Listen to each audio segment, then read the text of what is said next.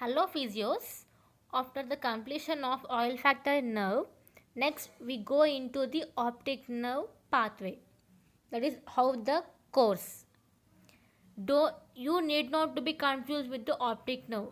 Okay. And firstly, I would like to tell here there is temporal and mid, and one more is your nasal. Your temporal, it will present in the lateral side, and your nasal part, it will be present at the medial point to be remembered. Now let us start the course. The fibers of optic nerve from temporal part of retina, that it is from lateral side, it carries to the nasal half of visual field. Then your fibers from nasal part of retina, nasal part will be present in your medial side and carry the impulses to the temporal half of visual field. Then after your medial fibers, that is at the nasal, they will be cross the midline and join the uncrossed of the lateral side, that is the opposite side, and form optic tract. What happens in optic tract?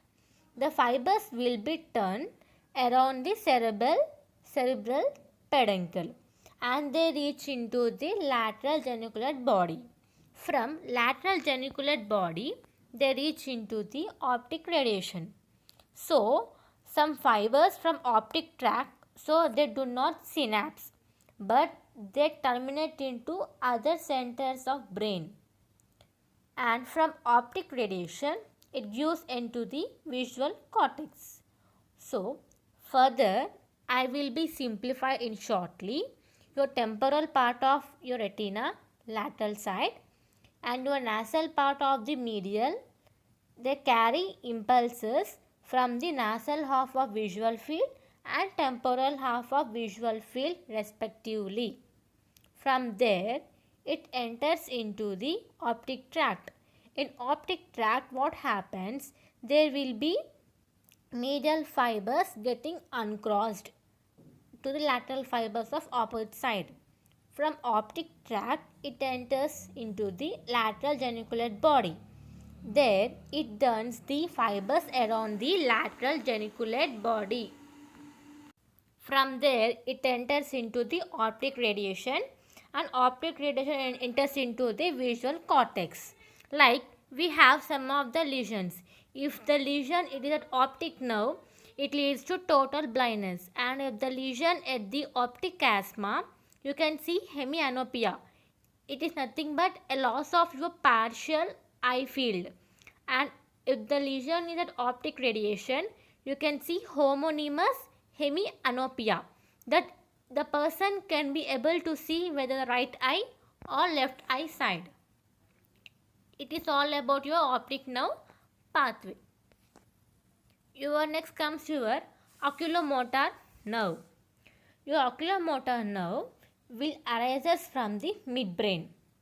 Remember, midbrain, and it moves anteriorly below the posterior cerebral artery and above the superior cerebellar artery, and it pierces the dura mater and enters into the cavernous sinus. Within the cavernous sinus, it gives branches from the internal carotid plexus. Then the nerve leaves the cranial cavity via the SOF, superior orbital fissure. At this point, it divides into superior and inferior branches, and you can see some of the branches.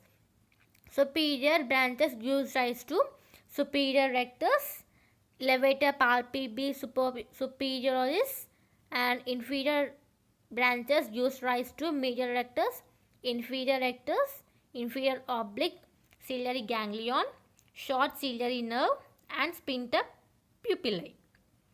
So this is the oculomotor nerve. Once again, midbrain, your two arteries, that is your posterior cerebral artery and superior cerebellar artery.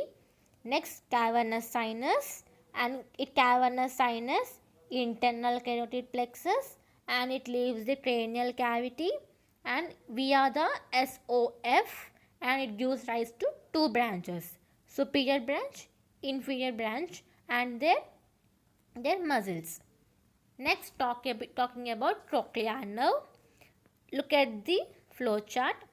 It has its trochlear nucleus, which it comes from the midbrain, it's specifically central gray matter of midbrain, and the trochlear nerve will be within the subarachnoid space by piercing the dura mater, and the nerve moves into the cavernous sinus before entering the orbit via the superior orbital fissure, and it gives into the levator palpebrae superioris and the superior oblique.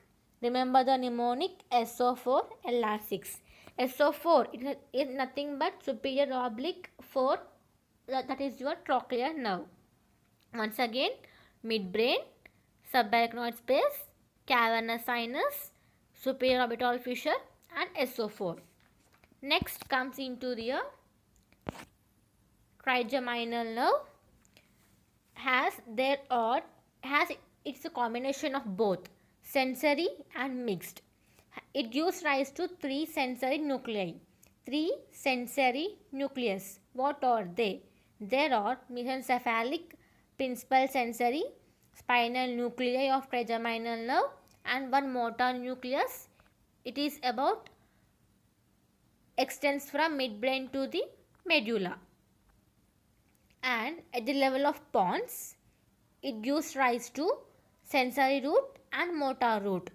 In middle cranial fossa, the sensory root expands into the trigeminal ganglion, where the ganglion is nothing but a collection of cell bodies.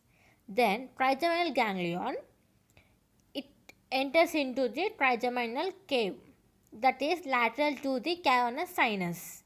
Then trigeminal ganglion, it gives rise to three divisions: V1, V2, V3. V1 ophthalmic, V2 maxillary, V3 mandibular. Your V1 and V2 will enters into the foramen rotundum from the cavernous sinus via the superior orbital fissure. And your mandibular, it exits via the foramen ovale entering into the infratemporal fossa. This is the overview of the trigeminal nerve course, its divisions, right? The abducens nerve will be discussed in the next video. Thanks for watching.